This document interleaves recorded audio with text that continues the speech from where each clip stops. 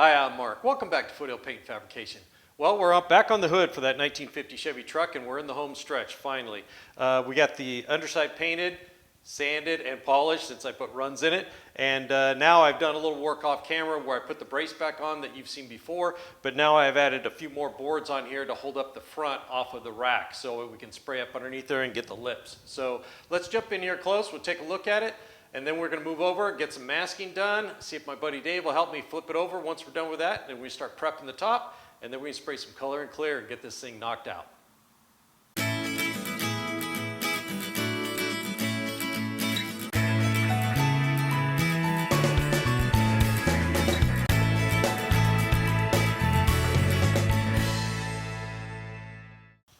Okay guys, here's the brace that you've seen before, piece of 2x2, piece of 1x2.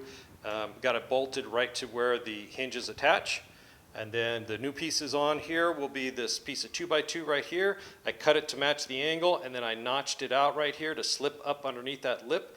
And then I ground the head down on a wood screw, kind of small, and I got that down inside there so I could make sure I get plenty of paint down inside the recess.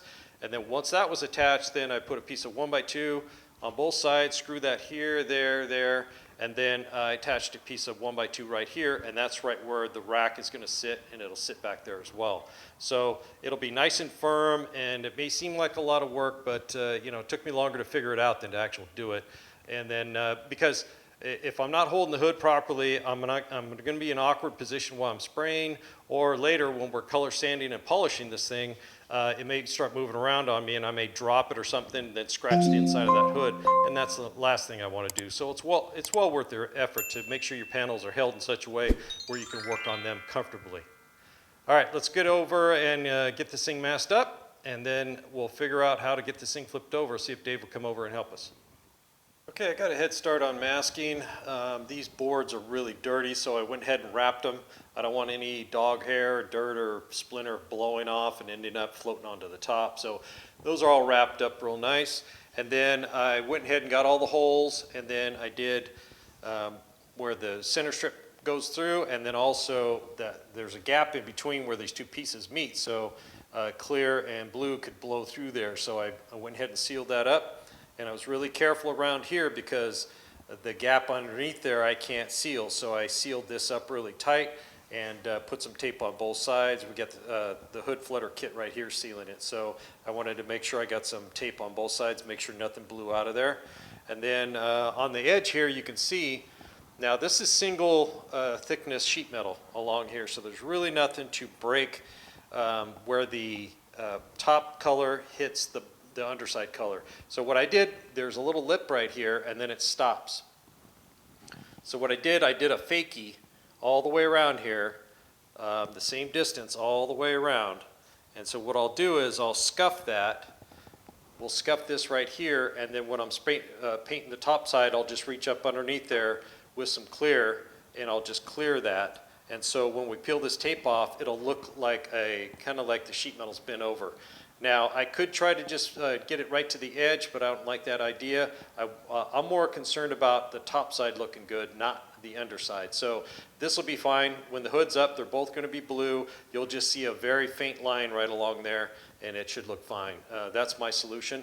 Other than that, we'd have to blend back and sand and polish to get the clear to blend together with the other one, and we're not doing that on this truck, that's for sure. So next step is to mask the whole underside of here. Now, I don't want to just try to bridge paper across here, because if any vapor got in there, it's just going to turn around and get on everything. So what I want to do is mask it all the way up onto the sheet metal and all the way back up on the other side. So let me get to that. We'll figure out what we're going to do. I may use saran wrap, or I just may use paper. I'm not sure yet.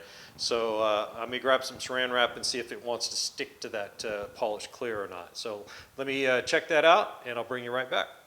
Okay, I went ahead and went just with plastic.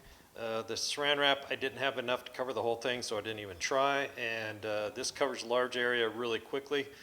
Paper is kind of hard to fight in there, and you end up using a ton of tape. So what I did was I just draped it over everywhere, and I got it stuck down. And then I just cut little holes and then put a piece of tape to hold it in place.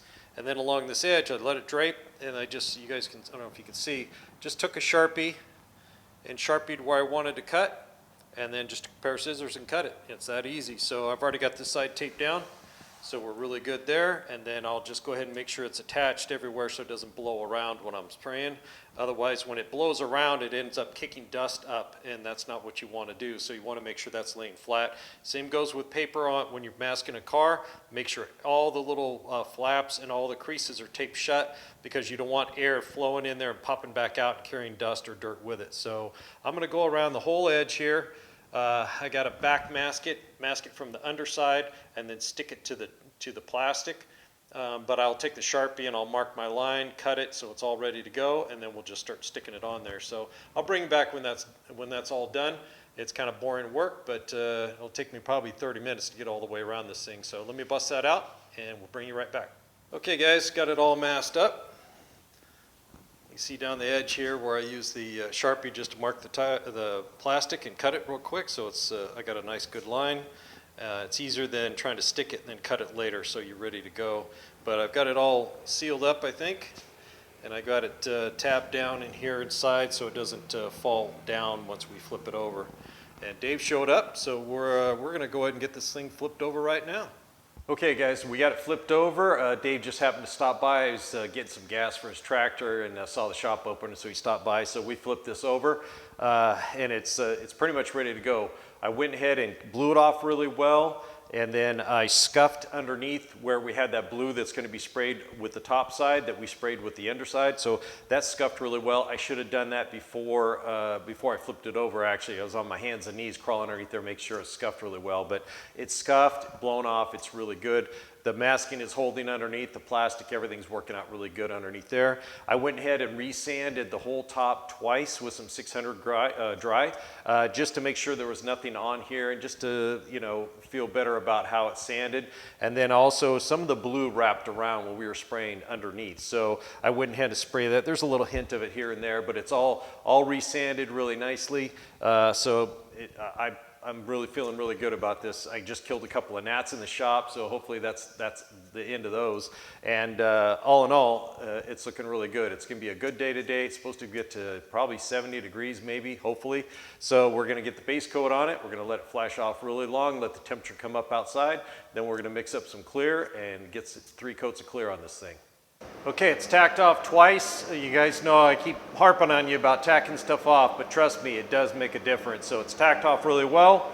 We're ready to go. The paint's in the gun. Let's get this thing painted. Okay, let's get the top first, and then we'll do underneath the lips.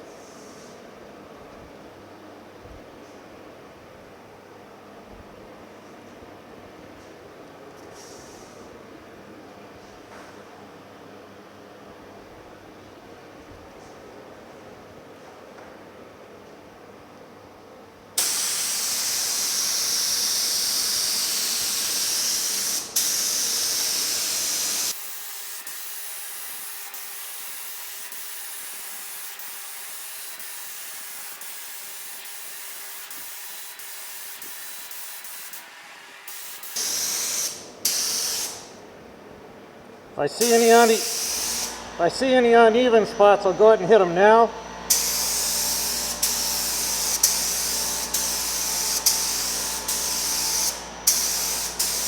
Just speed up and go over them. We are covering light gray primer with dark blue paint, so it will show through.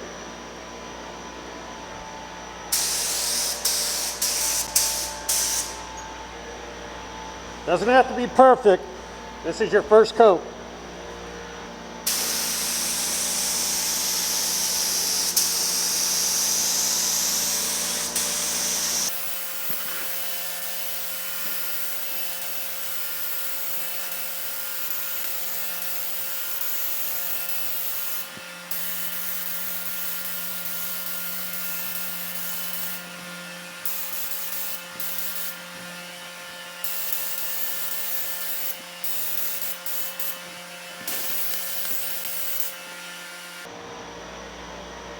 That looks fairly uniform, so we're going to stop right there. It may look like I'm putting 2 coats on, but I'm speeding up when I'm trying to hit those spots that are a little blotchy. All right, let's get underneath.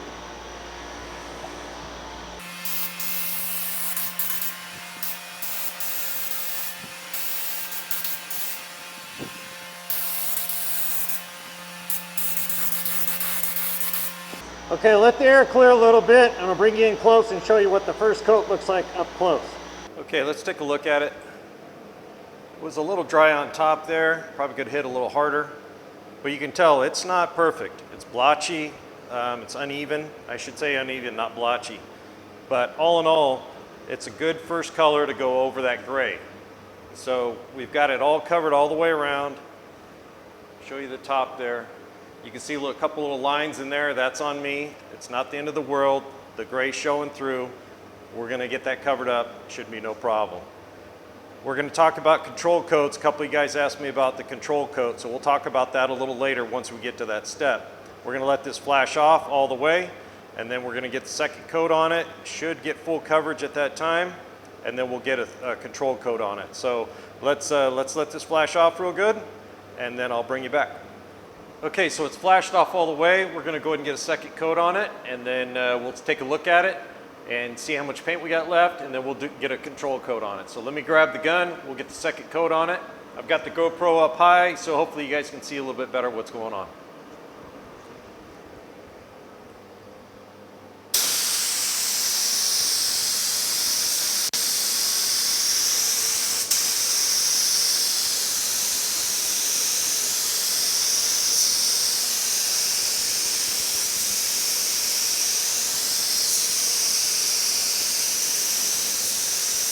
%50 overlap, being very careful on the distance and the speed.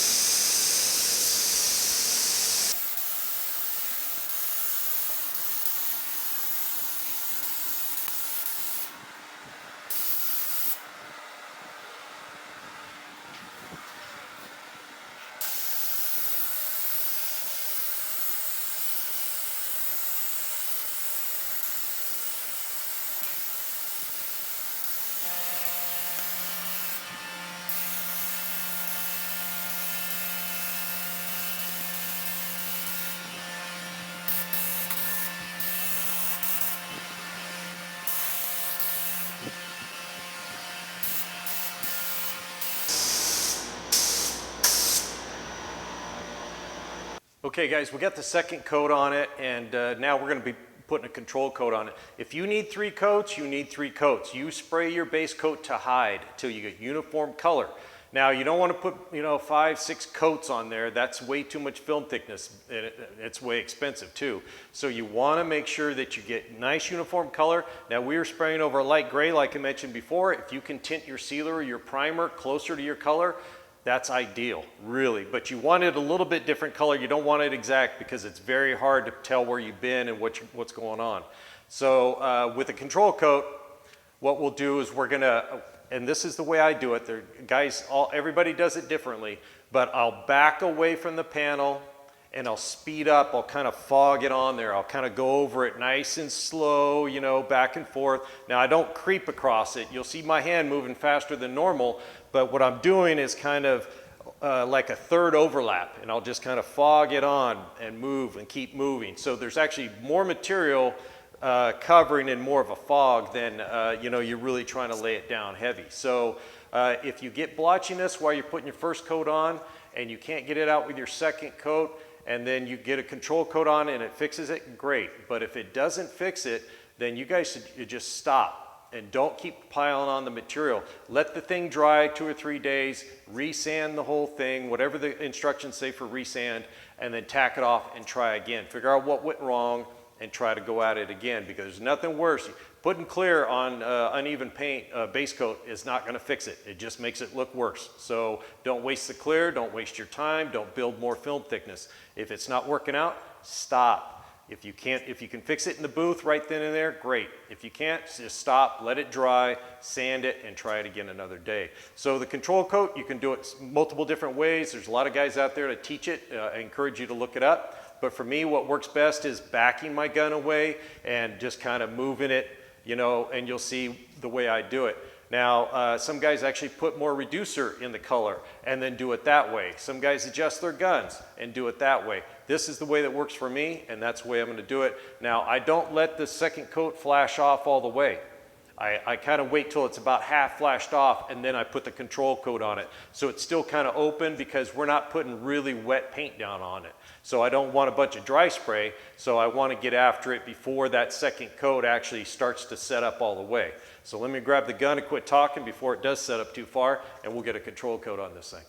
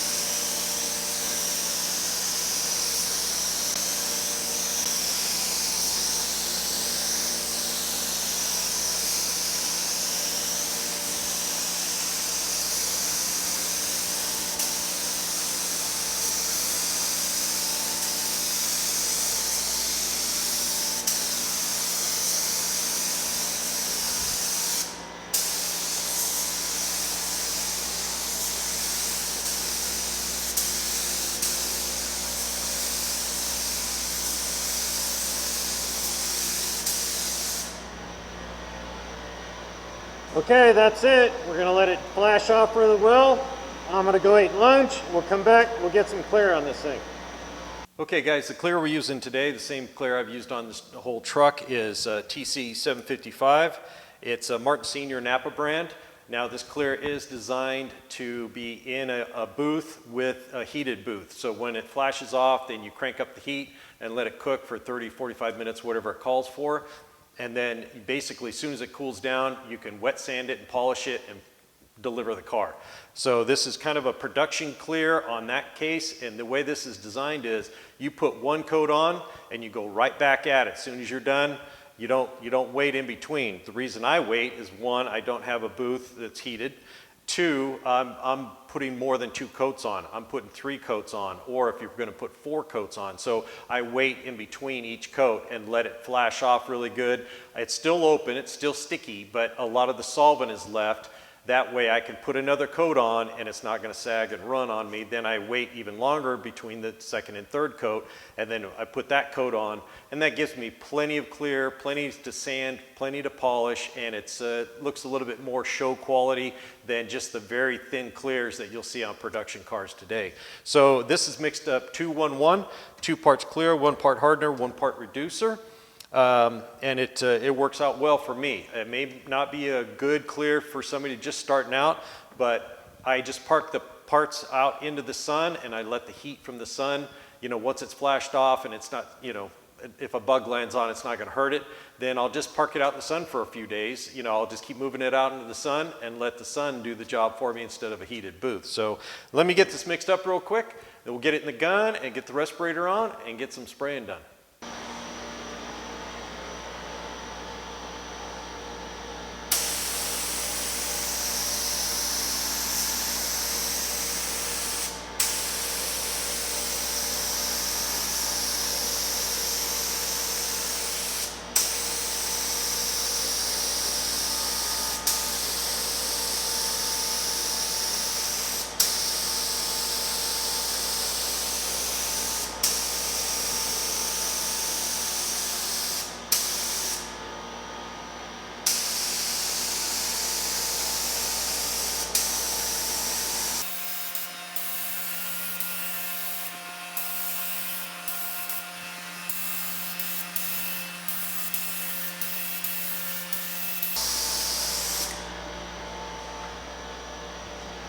Now you notice how I look very carefully when I'm spraying. I'm looking, making sure I'm getting it nice and wet, no dry spots. So take your time and go back if you need to.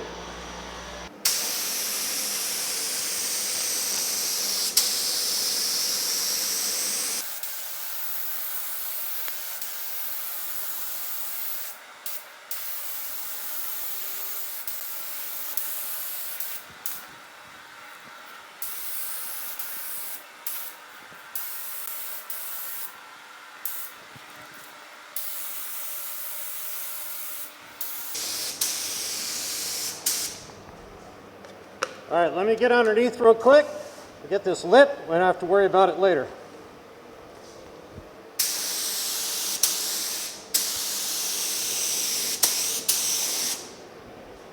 Okay, I'm going to move you in close so you can see what it looks like just with one coat.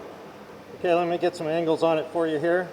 There's a little bit of something right there that got in the clear. Don't want to get too close. But while you're spraying, you want to look down the light and see if you got it nice and smooth. Nice and wetted out. It's just paint, guys. Don't stress it. We can sand and polish out most any mistake. But if you look down there, it's nice and uniform, nice and smooth, no dry spots, no orange peel, very glossy, okay? It looks the best it's going to look right now because there's so much solvent in it. Once the solvent leaves, then it starts to shrink and some of your orange peels and stuff start showing up. So I'm going to let this flash off a little bit, and then we'll get the second coat on here.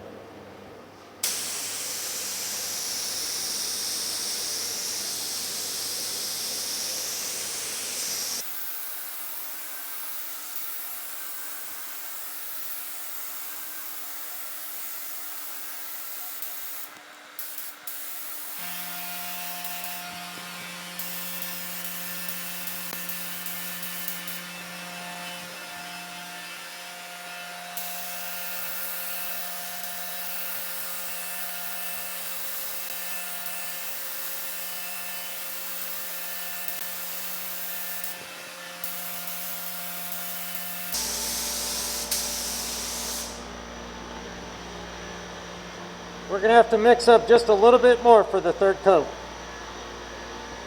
Okay, it's been about 20 minutes since the second coat went on, so let's get the third coat on, call it a day.